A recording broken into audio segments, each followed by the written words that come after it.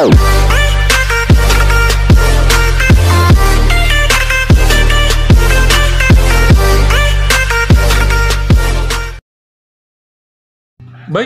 bertemu lagi teman-teman sejawat perawat dimanapun berada bersama Nursing Fire Channel.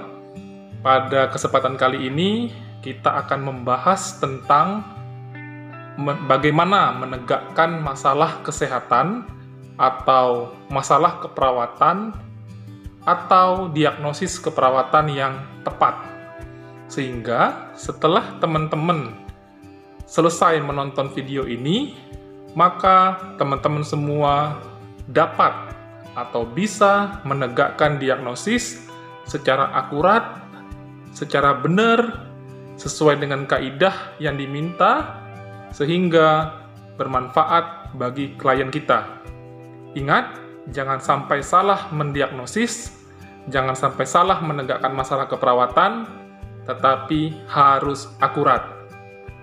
Mari kita bersama-sama mendiskusikan. Nah, teman-teman semua, kalau kita lihat di slide, di situ ada buku SDKI. Jadi ini bukan sekedar hanya buku-buku biasa saja, tapi ini adalah sesuatu buku yang sangat penting dalam profesi keperawatan. Di mana kita lihat kalau di gambar itu ada terlihat seorang perawat ya yang memeluk buku SDKI gitu. Jadi sebenarnya buku SDKI ini atau Standar Diagnosis Keperawatan Indonesia itu ataupun SLKI ataupun SIKI itu merupakan buku wajib bagi perawat di Indonesia. Kalau bisa dikatakan, kalau kita umat beragama, kita punya kitab suci masing-masing. Nah, untuk profesi keperawatan, kitab kita itu adalah buku SDKI ini, ditambah SIKI dan SLKI. Jadi, begitu pentingnya, bagaimana di gambar ini, kita lihat seorang perawat memeluk erat buku ini, sebagai standar dalam menegakkan diagnosis untuk SDKI, luaran untuk SLKI, dan intervensi yang ada dalam buku SIKI. Teman-teman semua, lihat di slide lagi, di situ ada tebak nama ya. Nah, sekarang kita bermain dulu sedikit yang ringan-ringan dulu. Silakan tebak nama dari, bukan nama perawat itu ya, bukan nama gambar itu, tetapi silakan tebak nama dari permainan yang akan saya tampilkan berikut ini. Sebutkan nama permainannya. Nah, lihat pola permainan anak-anak itu. Siapa kira-kira teman-teman di sini yang bisa menjawab apa nama permainannya? Nah, ada yang anak di depan muter balik, ada yang diem, ada yang maju. Nah, polanya sepertinya kita agak susah melihatnya, sehingga nggak tahu kita nama permainan. Untuk game yang berikut ini, yang kedua. Nah, ada permainan ini mungkin di Indonesia, di tempat teman-teman ada juga pola permainannya yang sama. Lihat polanya, ya, dan teman-teman tahu namanya. Nah, ini permainan berikutnya. Lihat anak-anak yang berbaris, kemudian kompak, satu tim ada 4 atau 3 orang, berdiri di atas 2 papan, dan melaju sampai ke finish. Siapa yang duluan sampai dan tidak jatuh, dia pemenangnya. Namanya bakia. Seperti itu. Jadi tahu pola permainannya, sehingga tahu namanya langsung bakia. Sementara yang pertama tadi kita nggak tahu polanya, sehingga nggak tahu namanya. Nah, yang ini adalah ada yang menjaga, ada yang terobos. Kalau kena badannya maka kalah. Ada yang bilang ini permainan kancip, sembilun, dan di tempat-tempat daerah-daerah Indonesia berbeda-beda namanya. Namun kita langsung tahu apa namanya. Maksud dari ditampilkannya video tadi teman-teman, bahwa kalau kita mengetahui pola dari suatu permainan, kita lihat apa yang dimainkan oleh orang itu, anak-anak itu, bagaimana polanya, maka kita tahu nama permainannya.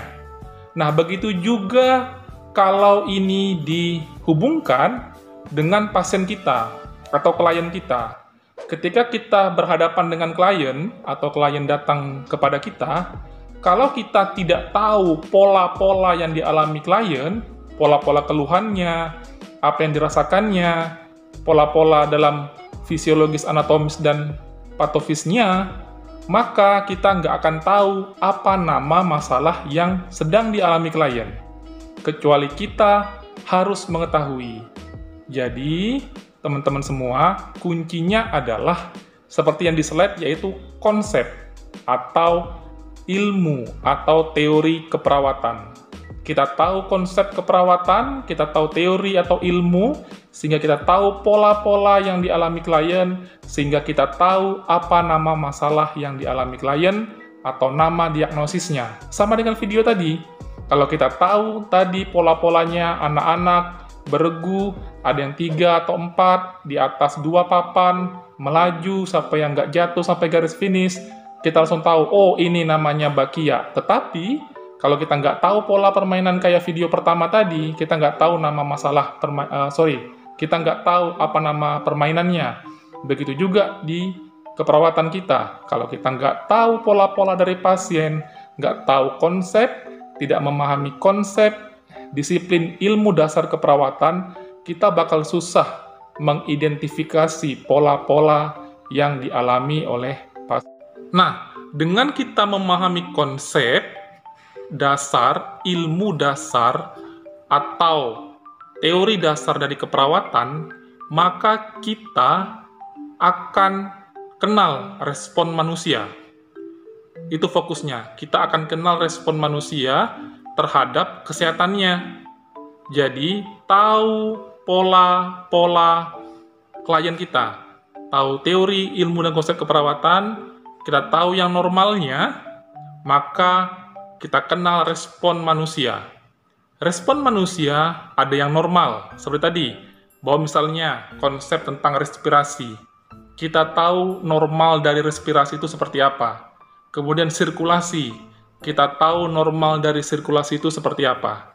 Nah, ketika tahu normalnya, kita ketemu pasien atau pasien datang ke kita, maka kita lihat mana yang normal dan ketemu pola data yang mengarah ke abnormal.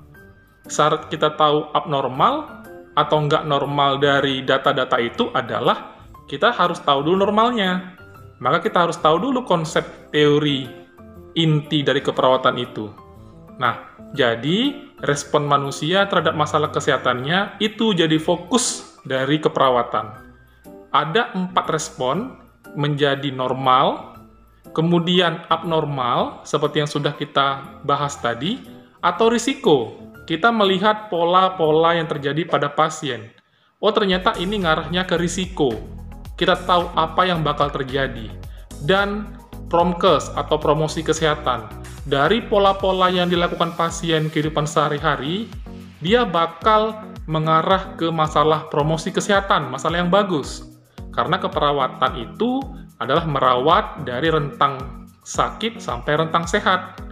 Jadi kita tahu tentang konsep inti keperawatan, sehingga respon manusia bisa normal sesuai konsep keperawatan tadi, atau bisa abnormal, atau risiko dan juga promosi kesehatan. Konsep ilmu teori inti dari keperawatan yang harus dikuasai perawat itu mengacu kepada kebutuhan dasar manusia.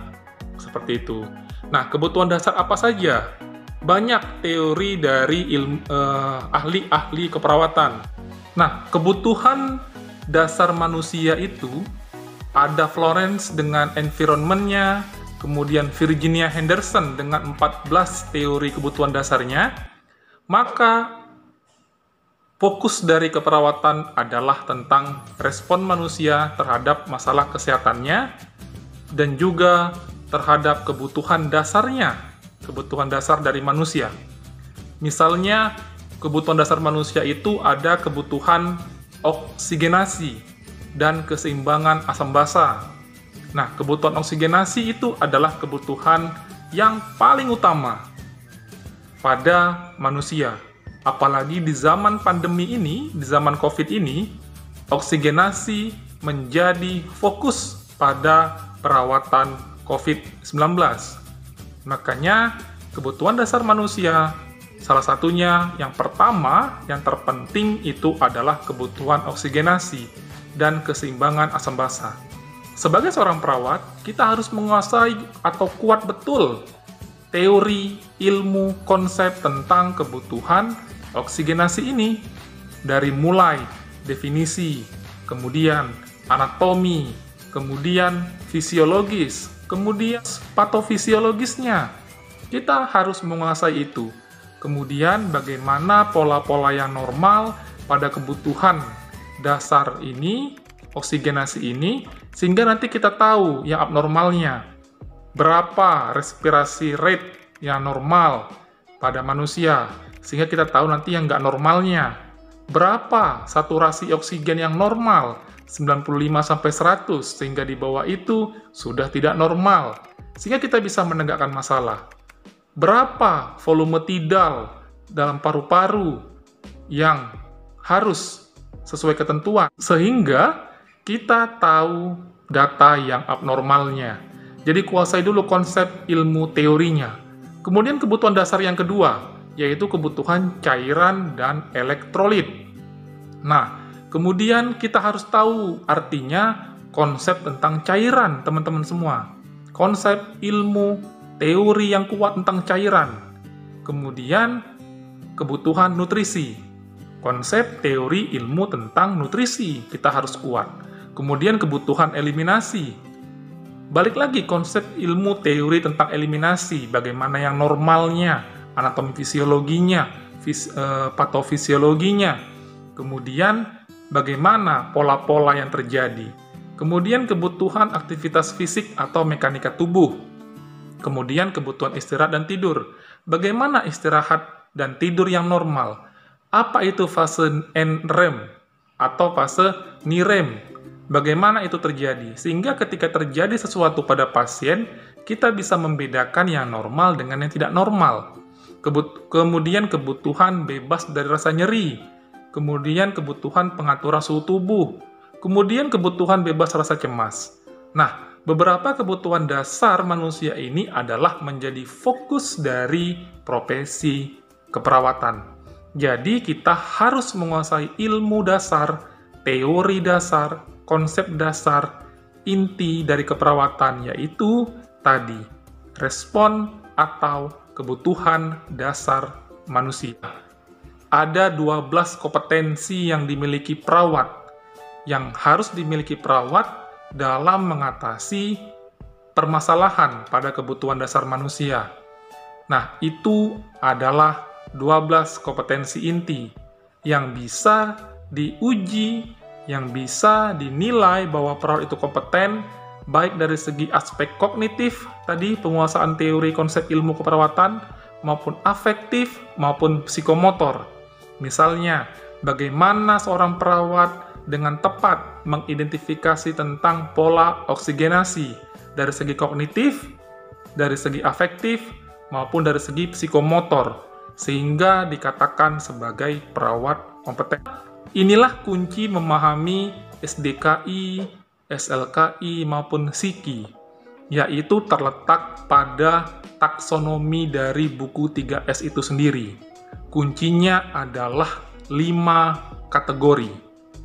5 kategori ini adalah 1. Kategori fisiologis. Kemudian yang kedua, kategori psikologis. Yang ketiga, yaitu kategori perilaku. Yang keempat, kategori relasi. Dan yang kelima, yaitu kategori lingkungan. Jadi, kuncinya di 5 ini, teman-teman. Kalau teman-teman menguasai 5 kategori ini, maka teman-teman bisa memahami, mengaplikasikan buku 3S, buku SDKI, SLKI, PSIKI, dengan teman-teman menguasai 5 ini. 1 fisiologis, kedua psikologis, ketiga perilaku, keempat relasi, dan yang kelima lingkungan. Nah, kalau teman-teman lihat di buku SDKI tentang kategori-kategori ini, inilah tingkat-tingkat daripada prioritas, daripada kebutuhan dasar manusia di dalam buku 3S ini, yang kita harus satu persatu melihatnya ini sesuai dengan tingkat prioritas. Artinya, tingkat tertinggi, taksonomi tertinggi, kategori tertinggi, yaitu fisiologis. Kalau di buku SDKI di halaman 6, sudah digambarkan fisiologis itu sebagai kategori nomor 1. Psikologis kategori nomor 2, ketiga perilaku, keempat relasi, kelima lingkungan. Nah, di dalam kategori yang number 1, yang nomor 1 ini, fisiologis, dia dibagi menjadi subkategori lagi. Nah, subkategori ini juga merupakan prioritas dari yang tertinggi sampai yang terendah. Kita bicara kategori fisiologis. Subkategori yang pertama itu adalah, teman-teman, yaitu respirasi. Sama tadi, kebutuhan dasar manusia yang paling penting adalah oksigenasi. Di buku 3S, SDKI, SLKI Psiki, taksonominya, pertama kategorinya yaitu fisiologis, subkategori fisiologis adalah respirasi. Makanya ketika ketemu pasien, atau pasien datang ke kita lihat dulu respirasinya. Itu sama dengan kayak konsep teman-teman ikut pelatihan bantuan hidup dasar BHD atau BTCLS, di mana konsepnya adalah aman diri, aman pasien, aman lingkungan, kemudian airway, breathing, sirkulasi. Atau misalnya pada pasien trauma, CAB, sirkulasi, airway, breathing. Tapi biasanya ABC, airway, breathing, sirkulasi. Airway breathing termasuk dalam respirasi. Makanya, subkategori yang pertama kali dalam kategori fisiologis yaitu respirasi. Ketemu pasien, lihat dulu apakah respirasinya clear. Artinya apa, teman-teman? Balik lagi, penguasaan teori, ilmu, konsep yang kuat tentang respirasi, baik itu inspirasi, ekspirasi, anatomi fisiologi dari respirasi, patofisiologi dari respirasi, maka teman-teman akan bisa melihat pola-pola yang normal pada pasien dan pola-pola yang abnormal pada pasien. Seperti contoh video pertama, kalau kita tahu yaitu pola-pola permainan yang anak-anak mainkan tadi, kita tahu nama permainannya. Tapi kalau teman-teman nggak tahu pola-pola permainan dari anak-anak tadi, maka kita nggak tahu nama permainannya. Begitu juga dalam buku SDKI. Kalau kita nggak tahu tentang respirasi, pola-pola dalam respirasi, kita nggak akan bakal tahu apa masalah kesehatan pada respirasi. Apa diagnosis keperawatan yang bisa diangkat pada respirasi. Jadi itu maksudnya, teman-teman. Nah, kita lanjut ke subkategori yang kedua dalam kategori fisiologis. Yang pertama, respirasi. Yang kedua, ternyata adalah sirkulasi. Artinya tingkat pertama respirasi. Ketika respirasi clear, aman, kita masuk yang kedua yaitu sirkulasi. Makanya balik lagi kayak konsep ABC. Airway breathing itu respirasi, C-nya sirkulasi.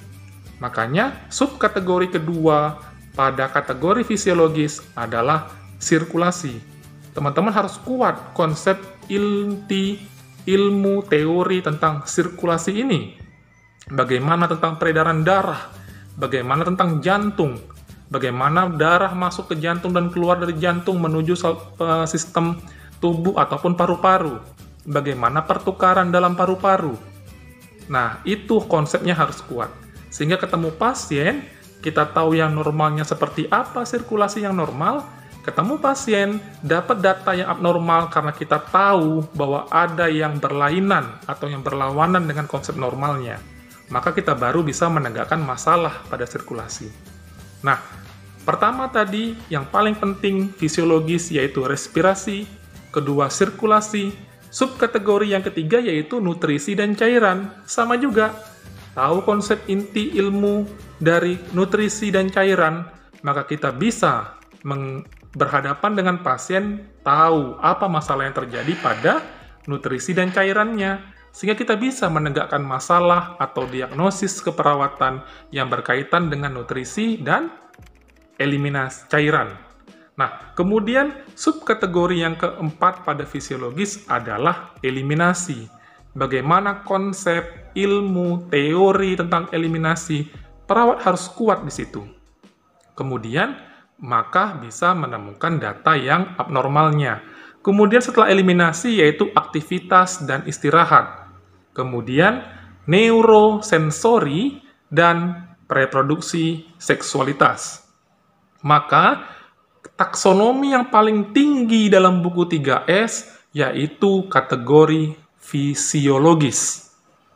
Nah, ketika ketemu pasien fisiologisnya clear, bagus semua, baru kita masuk ke kategori yang kedua di bawah kategori fisiologis, yaitu psikologis. Nah, di psikologis inilah subkategorinya, yaitu nyeri dan keamanan, kemudian integritas ego, di sini seperti persepsi pasien, konsep diri pasien, kemudian subkategori yang ketiga dari kategori psikologis, yaitu pertumbuhan dan perkembangan.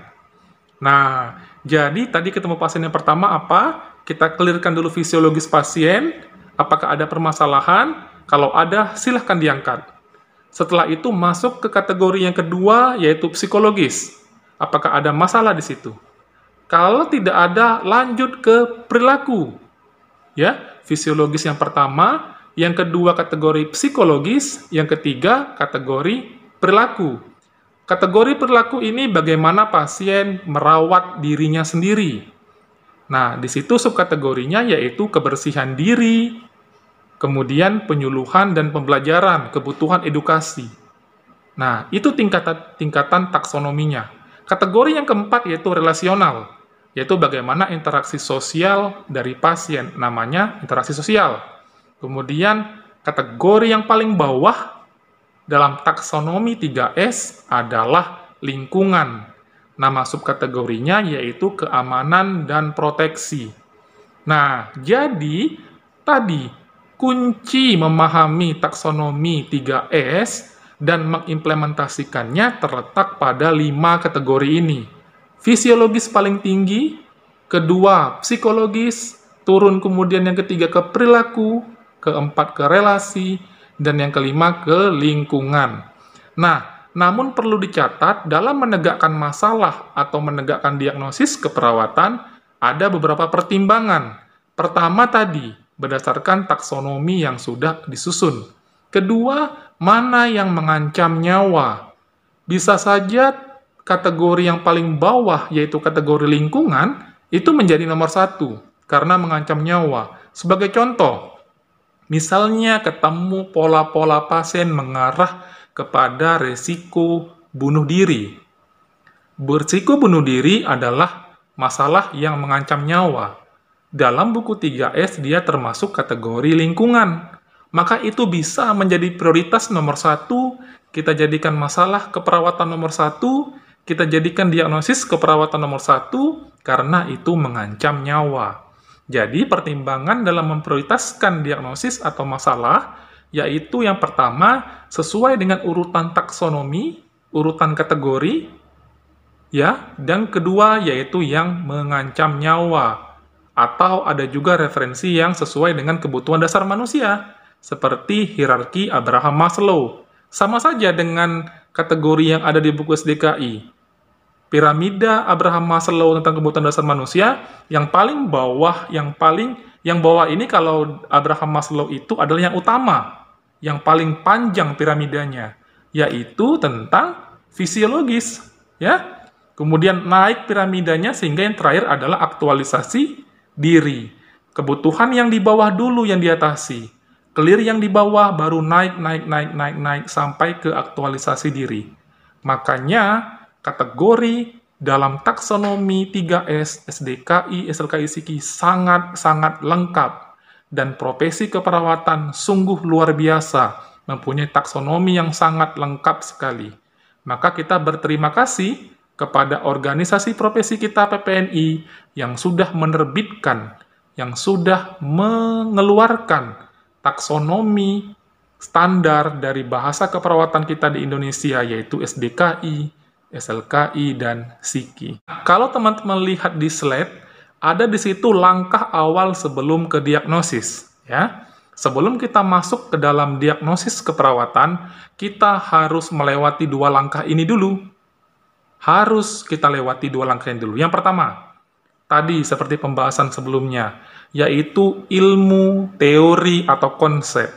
Kunci perawat melakukan askep adalah penguasaan pada ilmu, teori, atau konsep keperawatan, yaitu apa? Respon manusia pada kebutuhan dasarnya. Nah, itu tadi.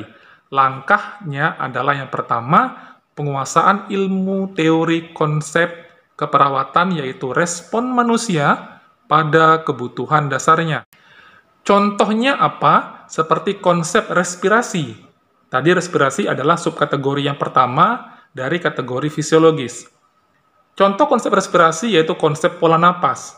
Perawat harus kuat tentang konsep pola napas. Kemudian konsep pertukaran gas. Perawat harus kuat pada konsep pertukaran gas. Kemudian bersihan jalan napas. Perawat harus kuat pada konsep ilmu teori tentang bersihan jalan napas. Sehingga kita tahu ketika terjadi permasalahan pada jalan napasnya, maka bisa ngangkat misalnya bersihan jalan napas tidak efektif. Seperti itu. Jadi langkah yang pertama yaitu kuat dulu pada teori, ilmu, konsep keperawatan. Apa? Yaitu respon manusia pada kebutuhan dasarnya. Langkah kedua setelah pemahaman menguasai ilmu konsep keperawatan, langkah yang kedua yaitu kita melakukan pengkajian. Nah, pengkajian bisa juga disebut asesmen. Nah, pengkajian awal saat kita pertama kali ketemu klien kita, itu namanya pengkajian awal atau asesmen awal. Itu dilakukan oleh perawat vokasi atau D3 atau juga seorang nurse. Jadi, pengkajian awal itu dilakukan oleh vokasi atau nurse.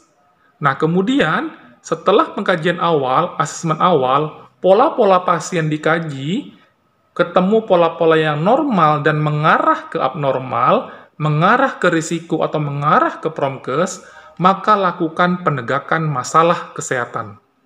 Siapa yang menegakkan masalah kesehatan? Yaitu seorang vokasi dan juga seorang nurse. Kemudian, setelah ditemukan penegakan masalah, melewati beberapa tadi, pengkajian awal, kemudian menegakkan masalah kesehatan, maka langkah berikutnya adalah pengkajian atau asesmen lanjutan. Nah, siapa yang melakukan pengkajian lanjutan ini atau asesmen lanjutan ini? Ini dilakukan oleh seorang nurse, bukan seorang vokasi. Mengapa? Itu tadi, karena dalam melakukan pengkajian lanjutan harus mencari lebih dalam mana pola-pola dasar, mana pola-pola yang mengarah ke kelainan. Dicari lagi data-datanya, dianalisa lagi lebih dalam, data subjektif, data objektif, cari faktor yang berhubungan, cari faktor risiko, sehingga itu akan menjadi diagnosis. Makanya itu merupakan tupoksi dari seorang nurse, yaitu melakukan pengkajian atau asesmen lanjutan. Nah, kemudian setelah itu baru penegakan diagnosis keperawatan oleh seorang nurse, bukan seorang vokasi. Jadi, pengkajian awal atau asesmen awal itu oleh vokasi atau nurse. Kemudian menegakkan masalah kesehatan itu juga oleh vokasi atau nurse. Setelah itu melakukan pengkajian lanjutan itu oleh seorang nurse. Kemudian proses menegakkan diagnosis keperawatan oleh seorang nurse. Sesuai dengan undang-undang keperawatan sudah diatur. Sebenarnya kapan istilah diagnosis keperawatan ini dimunculkan di dunia? Ya, istilah diagnosis keperawatan itu pertama kali di dunia itu diperkenalkan oleh Fevry pada tahun 1953. Sedangkan definisi resmi dari diagnosis keperawatan itu adalah pada tahun 1990 saat konferensi Nanda. Ya. Nah, sekarang apa pengertian dari diagnosis keperawatan? Diagnosis keperawatan itu adalah penilaian klinis tentang respon individu. Respon saya beri garis merah atau huruf responnya saya kasih warna merah. Mengapa? Karena itulah inti dari fokusnya. Definisi dari diagnosis keperawatan adalah penilaian klinis tentang respon individu, keluarga, atau masyarakat terhadap masalah kesehatan atau proses kehidupan yang aktual atau potensial. Jadi, diagnosis keperawatan adalah penilaian seorang perawat berdasarkan penguasaan teori, ilmu, dan konsep keperawatannya, terhadap apa? Terhadap respon. Balik-balik lagi sesuai dengan pembahasan kita yang awal tadi, tentang respon. Nah, jadi penilaian klinis tentang respon individu, keluarga, atau masyarakat. Makanya perawat itu sangat komprehensif. Selain dia menangani pasien, dia juga menangani keluarga, dan dia juga menangani masyarakat.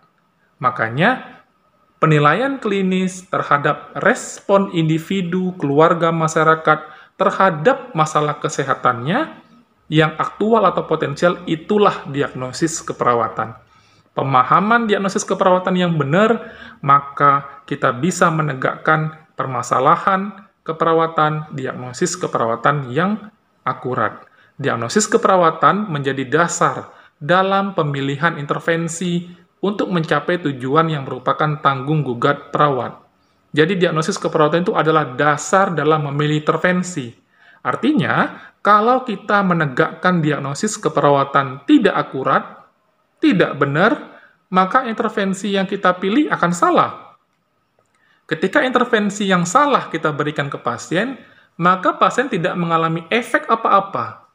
Kemajuan kesehatannya menjadi nggak maju-maju.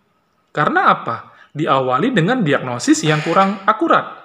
Makanya penting sekali menegakkan diagnosis yang akurat, sehingga menegakkan intervensinya juga benar, pemilihan intervensi benar, implementasi ke pasien bagus, sehingga pasien mengalami intervensi perawat yang efektif dan kemajuan pasien menjadi baik. Nah, SDKI, SLKI Psiki ini adalah adaptasi dari ICNP.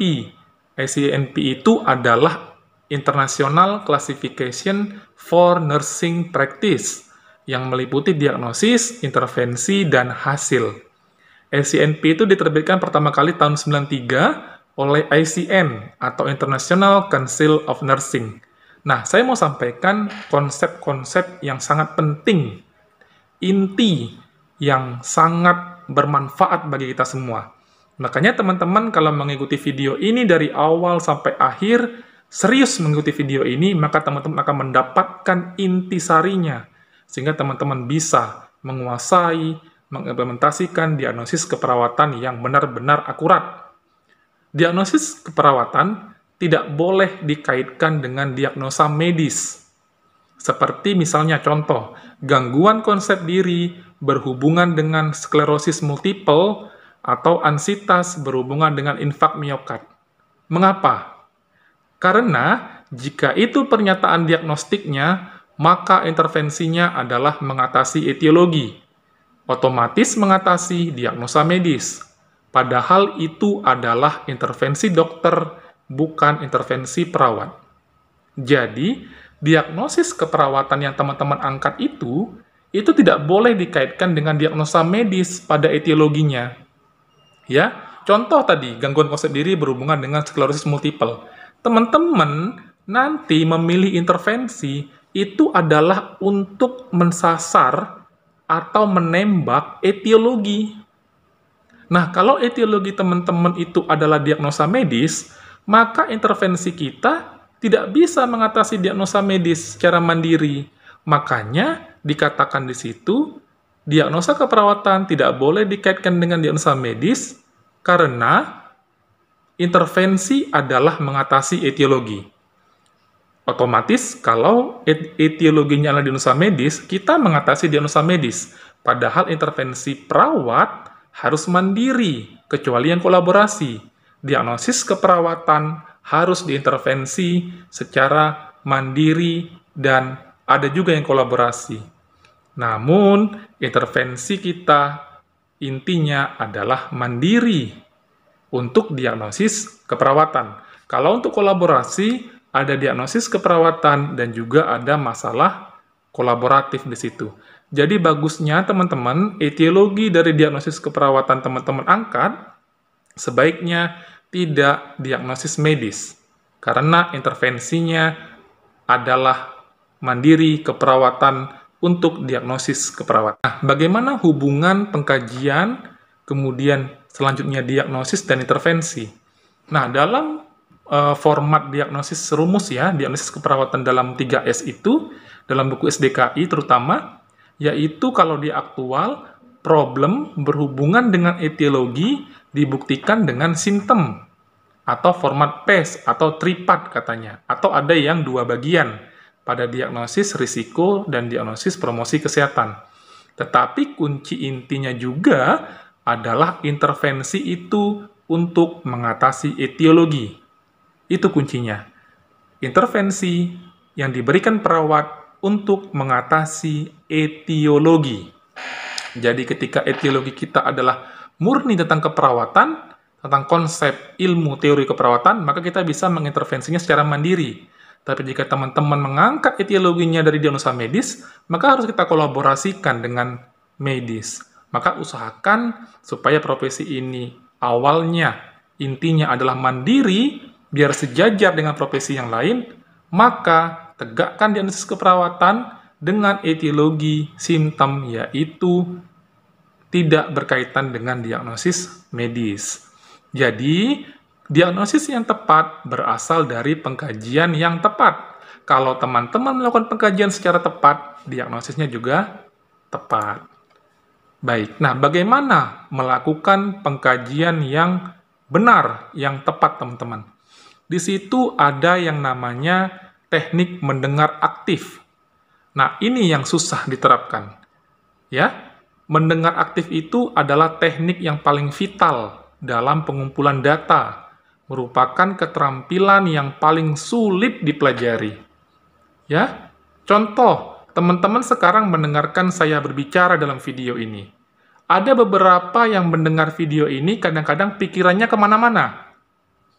Pikirannya ke keluarga, ke rumah, misalnya kalau sedang bekerja. Pikirannya atau ke pasar, ke mall, berkumpul dengan orang lain. Artinya tidak fokus kepada video ini. Nah, tapi yang benar adalah mendengar aktif, fokus terhadap apa yang dibahas di video ini. Itulah mendengar aktif. Dan itu merupakan teknik yang paling sulit dipelajari.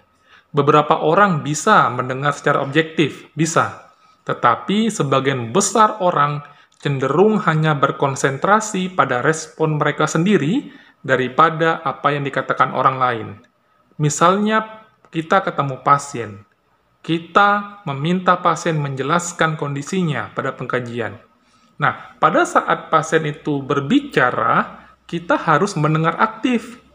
Jangan kita menyela, memotong, atau pikiran kita malah kemana-mana. Kita kepikiran tentang kondisi rumah kita kepikiran kapan kita dapat remote misalnya, atau apa, di luar memikirkan nonton di bioskop sebagainya.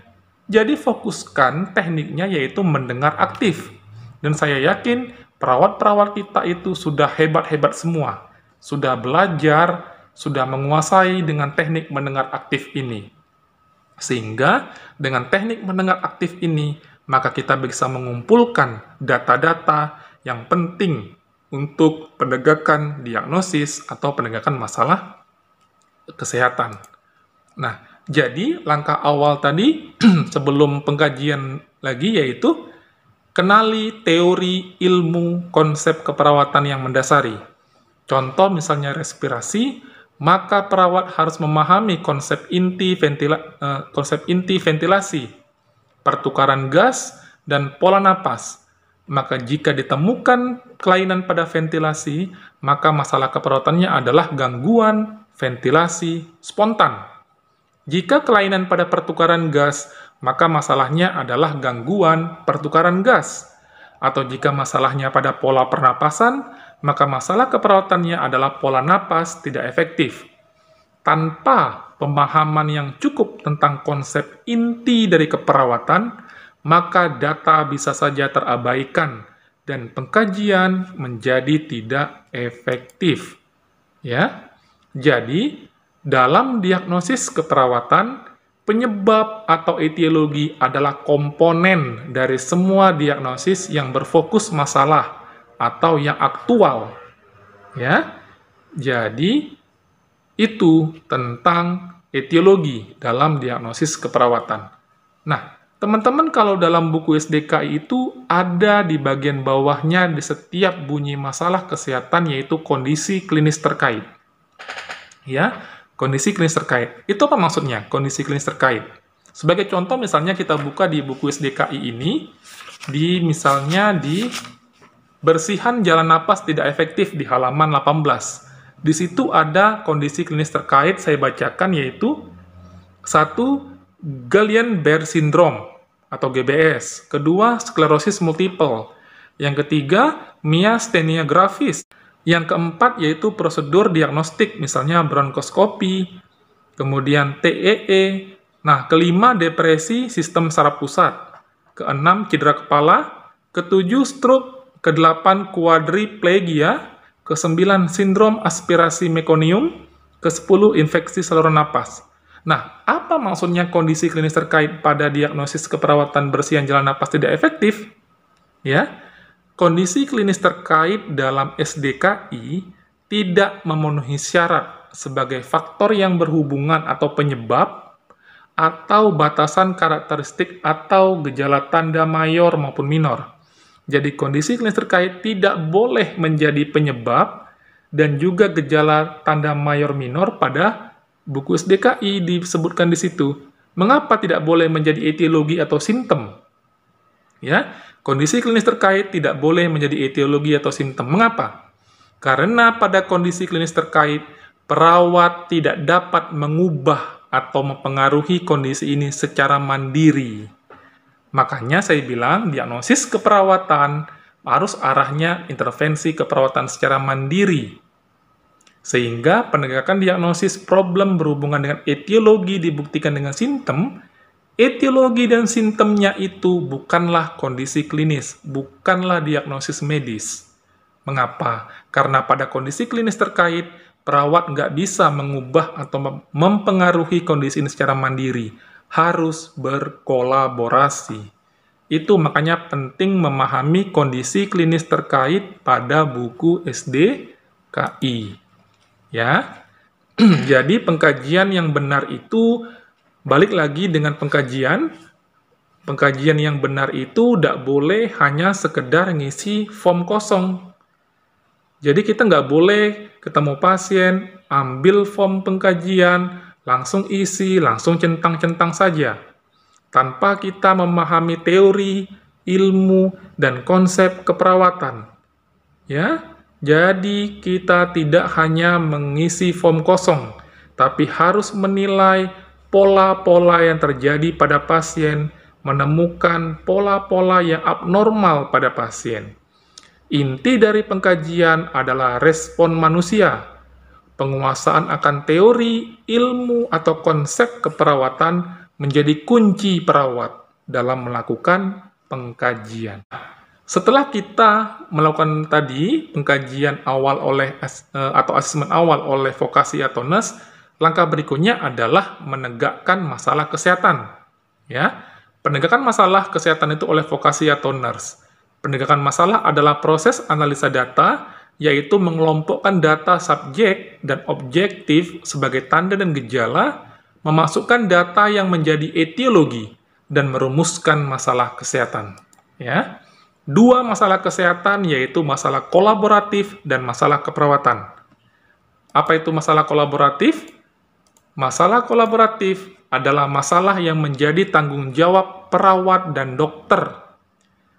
Atau jika di buku SDKI ini letaknya pada kondisi klinis terkait. Jadi kondisi klinis terkait pada buku SDKI ini mirip dengan masalah kolaboratif ya, yang tidak bisa diselesaikan sendiri oleh perawat, harus kolaborasi dengan dokter. Maka kesigapan perawat juga dibutuhkan dalam menegakkan masalah kolaboratif, dalam menemukan kondisi klinis terkait. Ya, nah masalah kesehatan terbagi dua, yaitu masalah kolaboratif dan masalah keperawatan. Masalah keperawatan apa? Yaitu masalah yang menjadi tanggung jawab perawat mandiri, yang bakal mengacu kepada diagnosis keperawatan. Setelah asesmen awal dilanjutkan dengan penegakan masalah kesehatan yang dibagi menjadi masalah kolaboratif dan masalah keperawatan. maka langkah berikutnya yaitu pengkajian lanjutan oleh seorang nurse. Ya, pengkajian lanjutan itu dilakukan oleh seorang nurse. Pada pengkajian lanjutan dibutuhkan penggabungan pengetahuan dasar keperawatan dengan pengetahuan diagnosis keperawatan. Sebagai contoh, seorang nurse harus menguasai konsep teori tentang respirasi. Misalnya pada bersihan jalan napas. Seorang nurse harus menguasai konsep inti, teori inti, ilmu inti dari bersihan jalan napas. Sehingga ketemu pasien, ketemu pola-pola yang abnormal, kemudian digabungkan tadi dengan pengetahuan diagnosis keperawatan. Apa definisi dari bersihan jalan napas tidak efektif? Kalau misalnya dalam buku SDKI adalah ketidakmampuan membersihkan sekret atau obstruksi jalan napas untuk mempertahankan jalan napas tetap paten.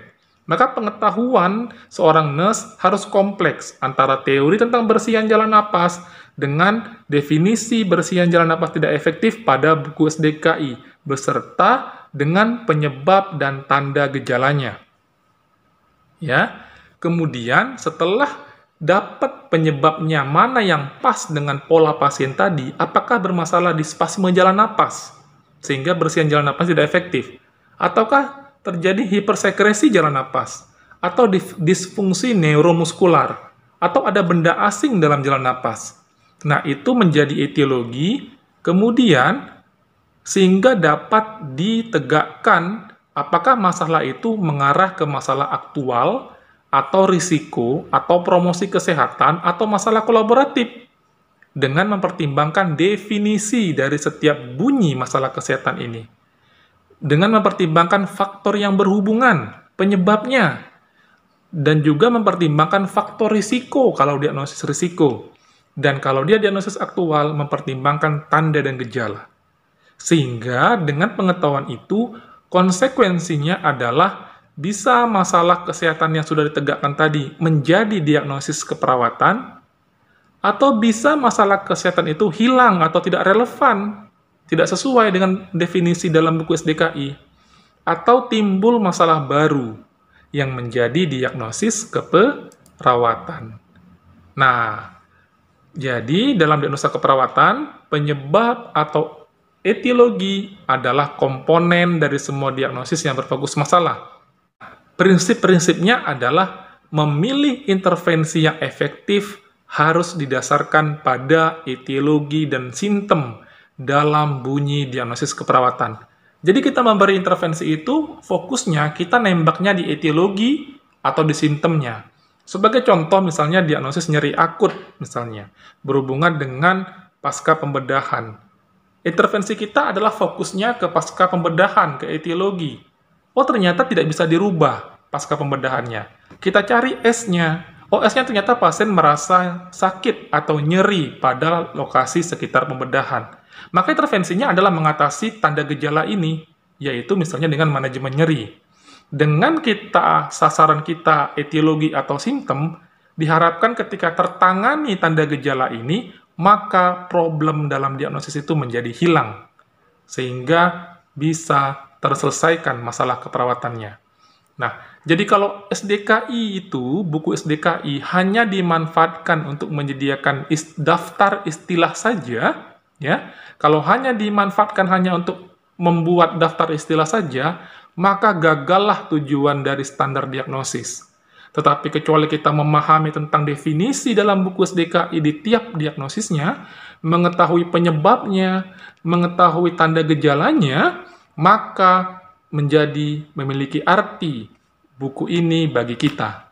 Jadi, sangat penting kita memahami apa bunyi masalah kesehatan dalam buku SDKI, apa definisinya, apa etiologi, dan apa gejala dan tandanya, sehingga penting mengetahui mengapa ada format PES, mengapa ada format